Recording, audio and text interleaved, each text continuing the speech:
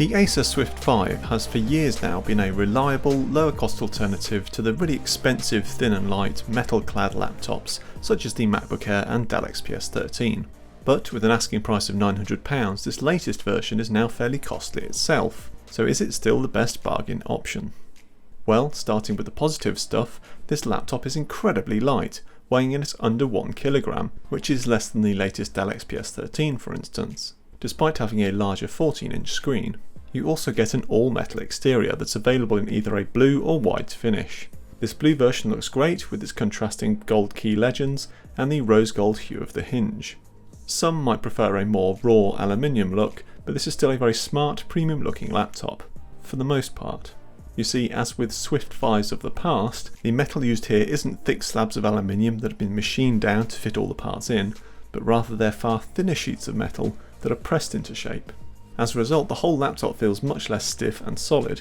Go to move the screen with one hand and you can really notice it flex. Likewise, the keyboard has a lot of give to it. What's more, that pressed metal manufacturing means that you lack that final precision in the finish. Where the XPS 13 has a perfectly flush edge, here there's a lip where the two parts of the chassis meet. That may seem inconsequential, but you feel it every time you pick up the laptop. But such are the compromises of aiming for a really light and still relatively affordable laptop, rather than one that's purely focused on high-end industrial design. Meanwhile, a major advantage of this machine over smaller rivals is its connectivity. Not only do you get a full-size USB 3.1 port on either side of the laptop, but you get a full-size HDMI too.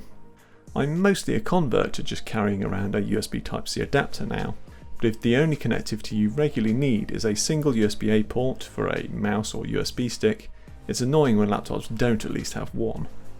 Here you also get a Thunderbolt 3/USB Type-C port, but unlike many ultra-thin modern laptops, this isn't used for charging. Instead, there's a conventional barrel connection for that.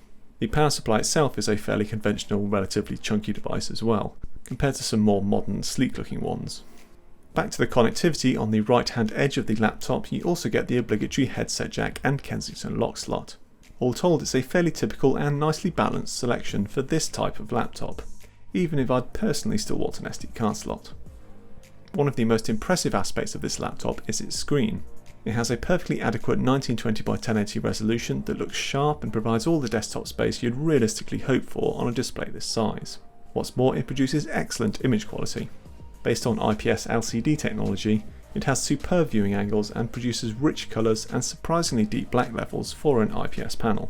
I measured a contrast ratio of 1278:1, which is just about as good as IPS displays get, and colour balance, accuracy and sRGB colour space coverage are all excellent too, despite it being a 6-bit panel.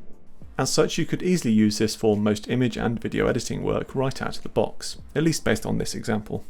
Maximum brightness is also an adequate 322 nits, so the screen will cope in all but the brightest direct sunshine. One thing to note though is that while phone screens are rapidly moving to 120Hz, that isn't the case with laptops, other than gaming models, so 60Hz is all you get here. What you do get though is a touchscreen. Yes, despite lacking the reflective, chunky glass covers of most touchscreen laptops, this one has that functionality. It's actually quite a clever compromise as you get the thinness and non-reflective finish of a normal screen, but still have touch for the odd occasion you might need it. Just don't leave this laptop with your children and expect it to survive. Not least because the hinge is far from fold flat. As for the keyboard and touchpad, the latter is another area where you immediately notice the step down from the most expensive machines. It's a reasonable size, has a smooth easy glide finish and is accurate and responsive, but the surface isn't the tough and tactile etched glass that you'll find on a Dell XPS 13 or MacBook Air. The integrated buttons aren't quite as snappy and responsive as the best either. Then there's the keyboard. It's okay. The 14-inch size of the laptop means you get a little more space than 13-inch machines, so you get a full-size enter key and no half-width keys. However, the power button being integrated into the keyboard and right next to the delete key is annoying.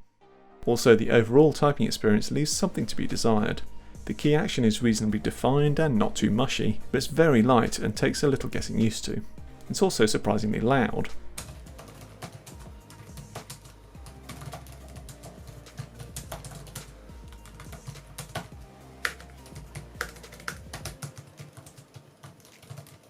What's more, while it's okay for typing on a flat surface, the lightweight, flexible nature of this laptop means the whole laptop and particularly the screen wobbles very noticeably when used on a lap.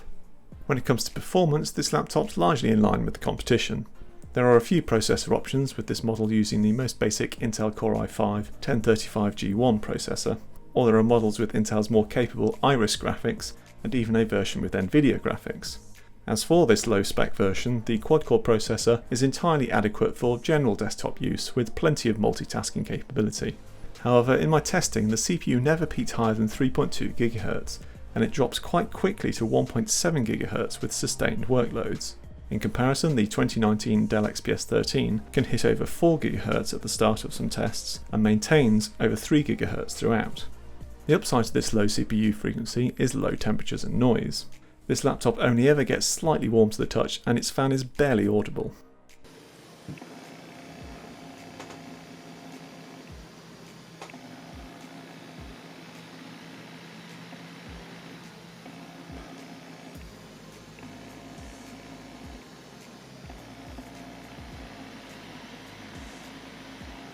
This is also reflected in battery life, where this machine impresses.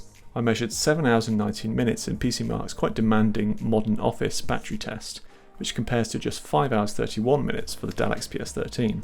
In terms of upgrades, no stickers cover the screws, and the screws are just standard Torx heads, so it's easy to get into this laptop. The SSD and Wi-Fi cards are the only easy upgrades though. All told then, this is a good, if not quite great laptop. Its screen is great, battery life is good, performance is fine, it looks smart, the keyboard and trackpad are okay, and it's incredibly light. However, that very lightweight design does leave the laptop feeling a little less premium than you might hope for its £900 asking price. It really doesn't feel like the budget MacBook Air that you might expect, especially as you can buy last year's excellent Dell XPS 13 for the same price right now.